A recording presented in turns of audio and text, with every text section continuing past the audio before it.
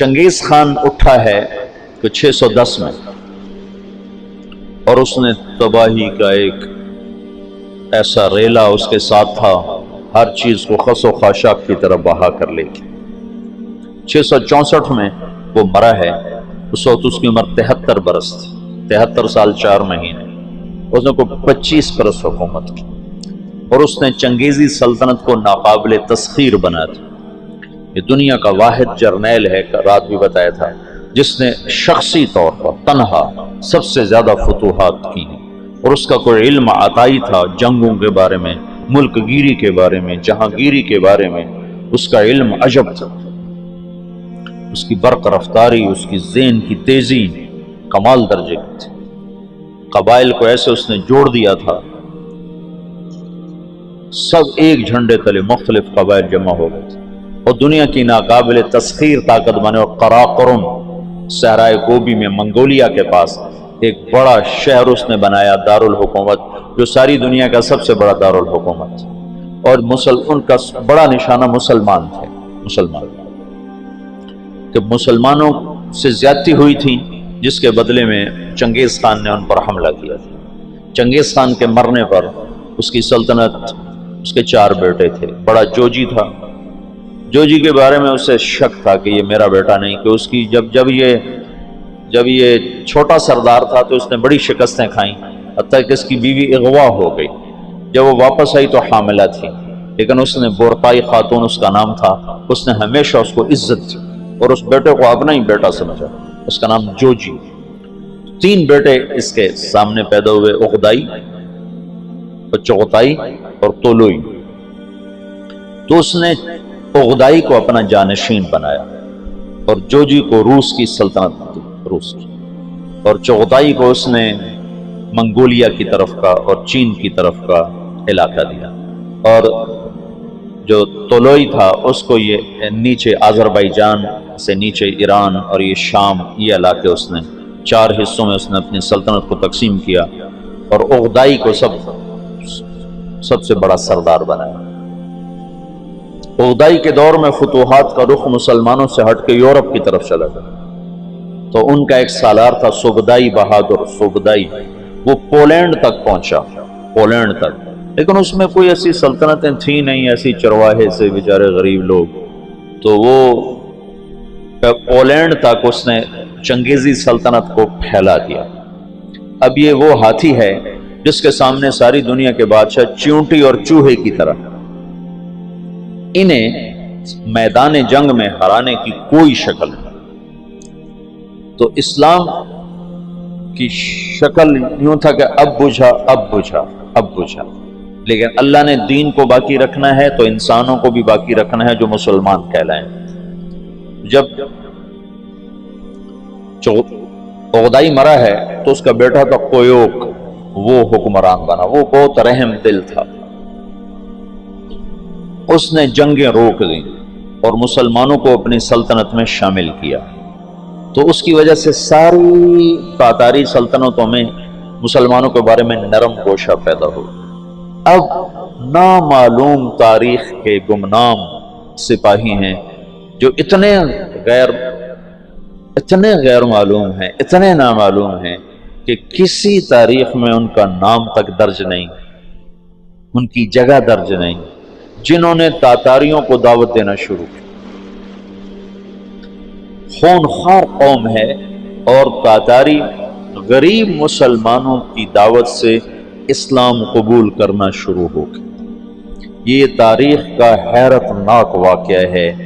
غیر مسلم مورخین بھی اور مسلم مورخین بھی جب یہاں پہنچتے ہیں تو وہ حیران ہوتے ہیں کہ کیسے ایک فاتح قوم نے مفتوح قوم کا مذہب کیسے قبول کر لیا۔ ہندوستان میں کوئی عیسائی نہیں تھا، آج کروڑوں ہیں، کہاں سے آئے؟ انگریزوں نے دعوت۔ اندلس سے سارے مسلمان مٹ گئے، سب عیسائی ہو گئے، کیسے؟ طاقت عیسائیوں کے ہاتھ میں تھی۔ تو یہ ایک عجب واقعہ ہو رہا ہے کہ طاقت جن کے ہاتھ میں ہے وہ اسلام کے سب سے بڑے دشمن ہیں، اور اسلام اور مسلمان ان کے لیے سب سے مبغوض چیز ہے، اور پھر وہ انہی کا کلمہ پڑھتے جا رہے ہیں۔ یہ 7ویں صدی میں ہو چکا ہے۔ آج کا چنگیز کسی اور شکل میں ہے، کسی اور نام کے ساتھ ہے۔ آج کا ہلاکو کسی اور شکل میں ہے، کسی اور نام کے ساتھ ہے، لیکن آج بھی وہی ہوگا جو 7ویں صدی میں ہو چکا ہے۔ ہم ان کو سیاسی میدان میں، جنگی میدان میں شکست نہیں دے سکتے۔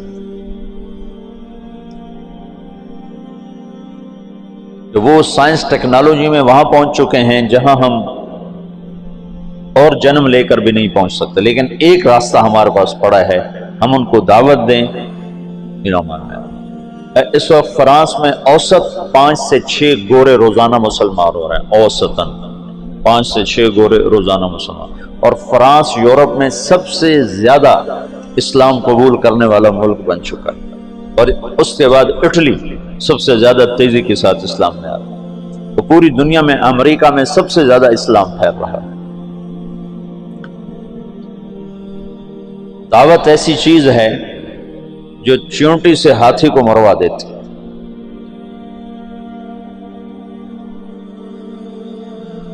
اس کی نرمی سے کچھ دل نرم ہوئے اور اسلام داخل ہونا شروع ہوا۔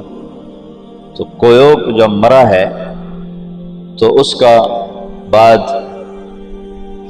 تولوئی کے 4 بیٹے تھے، ایک قبلائی خان، ایک منگو خان، ایک بوکا خان اور ایک ہلاکو خان۔ تو اس وقت جوجی کا بیٹا ایباقا وہ سب سے بڑا سردار تھا تاتاریوں میں، تو انہوں نے مشورہ کیا کہ اب ہم کس کو اپنا خاقان بنائیں، تو ایباقا نے منگو خان کے بارے میں کہا کہ اس کو اپنا خاقان بناؤ۔ منگو اسلام دشمن تھا، اس کے دور میں بغداد تباہ ہوا ہے۔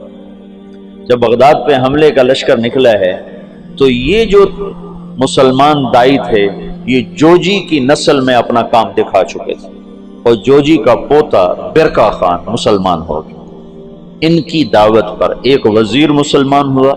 وزیر کو جب موقع ملتا برکا خان کو اسلام کے فضائل سناتا، اس کو باتیں بڑی اچھی لگتی، پھر وہ پوچھتا تمہیں یہ باتیں کون بتاتا ہے، تو پھر وہ بڑے مناسب طریقے سے کہتا کہ یہ مسلمانوں کا دین ہے، یہ مسلمان بتاتے ہیں۔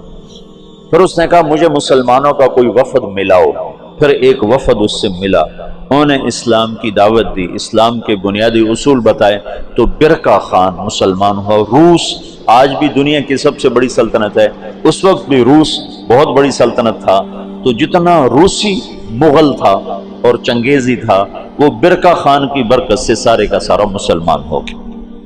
کوئی تلوار نہیں۔ ہلاکو جس نے بغداد کو تہ تیغ کر کے رکھ دیا، 15 لاکھ آدمی ذبح کر دیا۔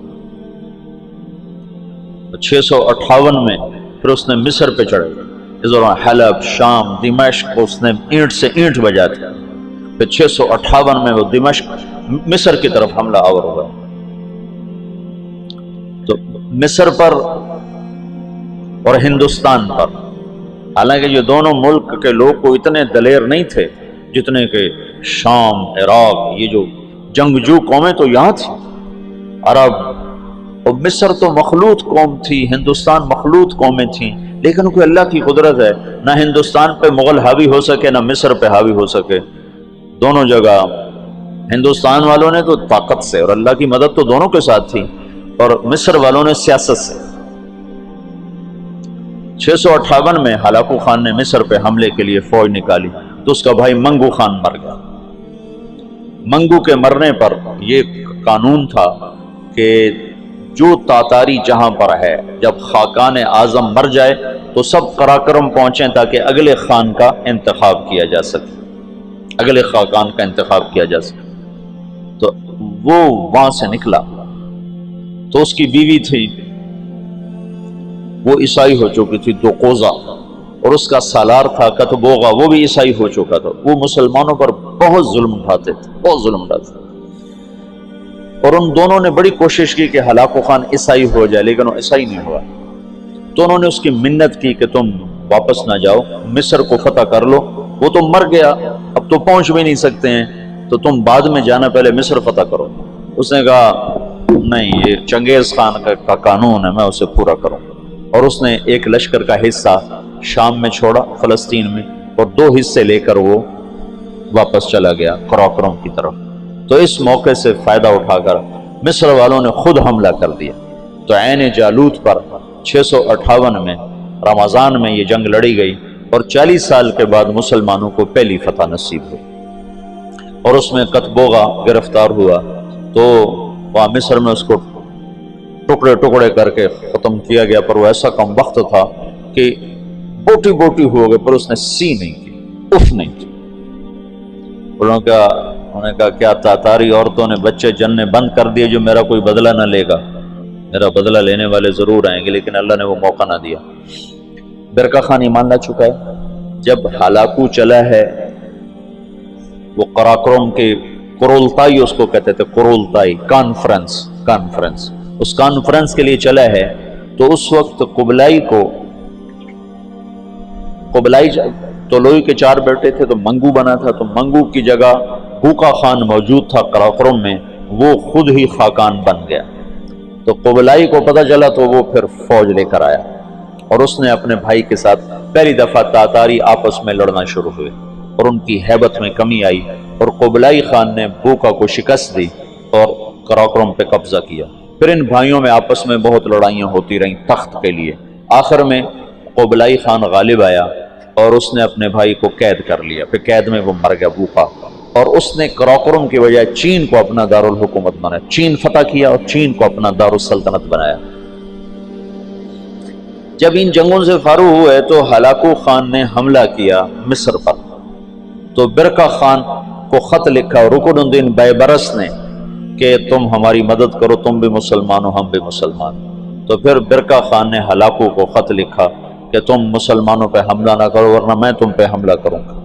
تو ہلاکو نے اسے خط لکھا کہ تم نے چنگیز کا قانون نہیں پڑھا کہ تاتاری آپس میں نہیں ٹکرایا کرتے؟ تو اس نے اس کو جواب دیا کہ وہ بھی کافر تھا، تو بھی کافر ہے، تو حملہ کرے گا میں تیرے پر حملہ کروں گا۔ جب وہ مصر پہ حملہ آور ہوا تو برقع خان ہلاکو پہ حملہ آور ہوا، تو اس نے ہلاکو کو شکست دی، اور مصر اس تسلط سے نکل گیا۔ پھر ان دونوں بھائیوں کی، چچا زاد بھائیوں کے آپس میں لڑائیاں ہوئیں، جس میں ہلاکو کو آخر میں شکست ہوئی، اور اس غم سے وہ بھی 42 سال کی عمر میں فالج کے مرض سے مر گیا۔ اس کا پوتا ہلاکو کا پوتا نکودار اس کا نام تھا، پہلے وہ عیسائی ہوا، عیسائی، اور اس نے اپنا نام نکودار رکھا۔ یہ نکودار خاقانی نام نہیں ہے، لیکن بعد میں اللہ نے اس کو اسلام کی دولت دی تو وہ مسلمان ہو کر اس نے نام احمد خان رکھا۔ ہلاکو کی نسل میں اسلام داخل ہو گیا۔